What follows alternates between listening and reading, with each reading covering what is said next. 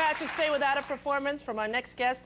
His new CD, the Tommy Makem Song Bag, is filled with tunes I grew up listening to, including one of the ones he's going to do for us here today. Singing Roddy McCorley, the godfather of Irish music, Tommy Makem.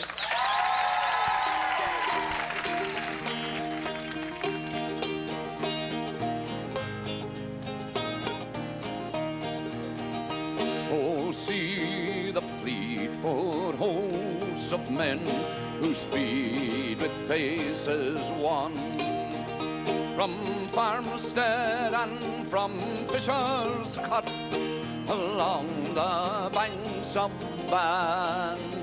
They come with vengeance in their eyes. Too late are they.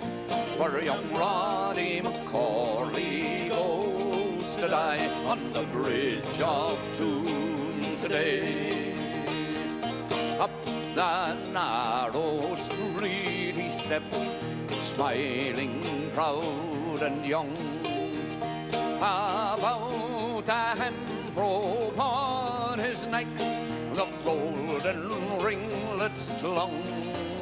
There is never a tear in his blue eyes, both glad and bright are they, as young Roddy McCorley goes to die on the bridge of Toon today. When he last stepped up that street, his shining pike in hand, behind him marched in grim array a stalwart earnest band. For Antrim town, he led them to the fray. And young Roddy McCorley goes to die on the bridge of Toon today.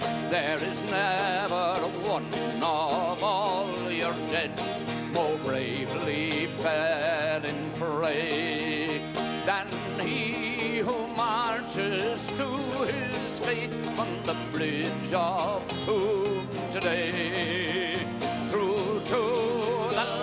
True to the last, he steps the upward way, and young Roddy McCorley goes to die on the bridge of Toon today.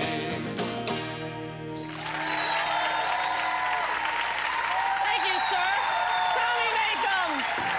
We'll be right back after this to chat with Tommy. Thank you very much.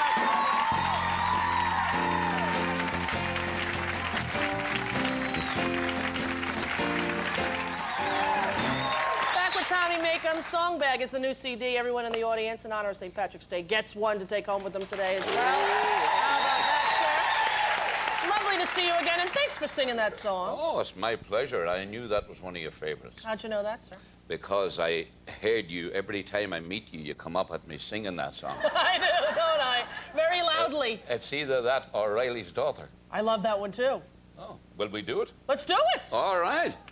As I was sitting by the fire, talking to O'Reilly's daughter, suddenly a thought came into my head, I'd like to marry O'Reilly's daughter. Giddy-ay-ay, giddy-ay-ay, giddy-ay-ay, for the one-eyed Riley, giddy-ay-ay.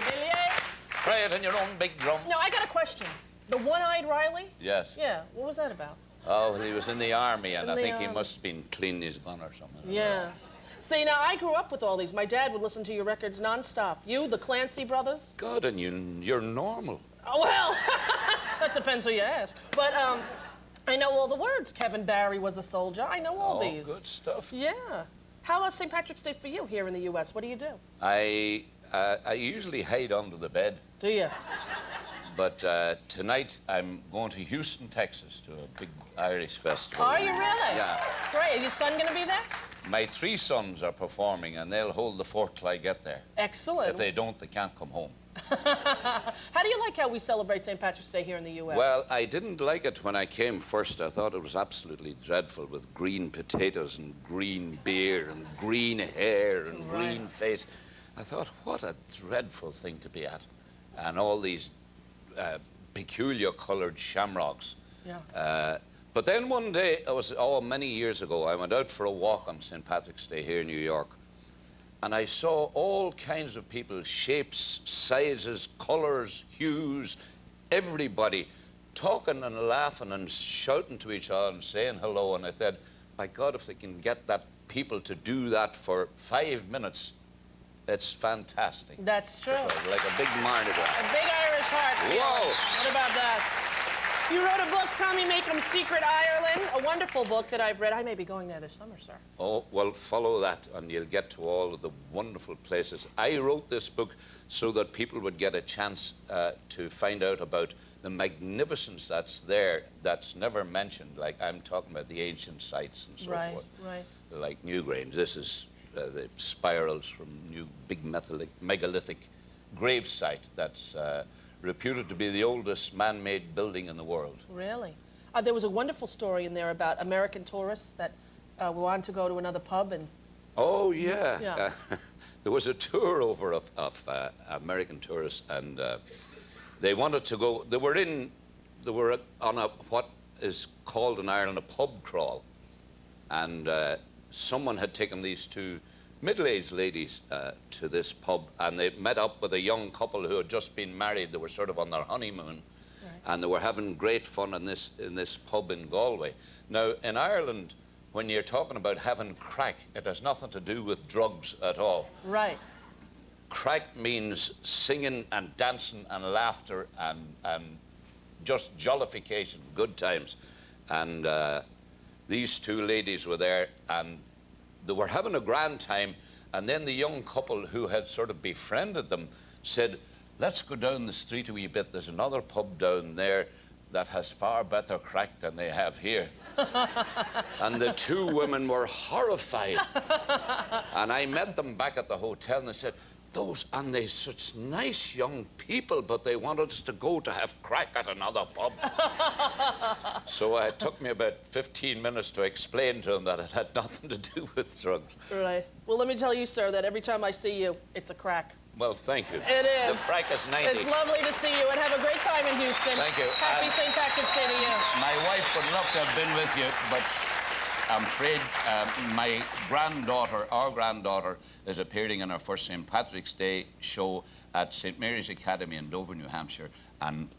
she couldn't come. No. That's far more important. Far more important. Well, you tell your daughter I hope she had a great time. Well, thank you very much. Lovely and to I'm see sure you, she Tommy. will. Thank you very much. We'll be right back with Mark.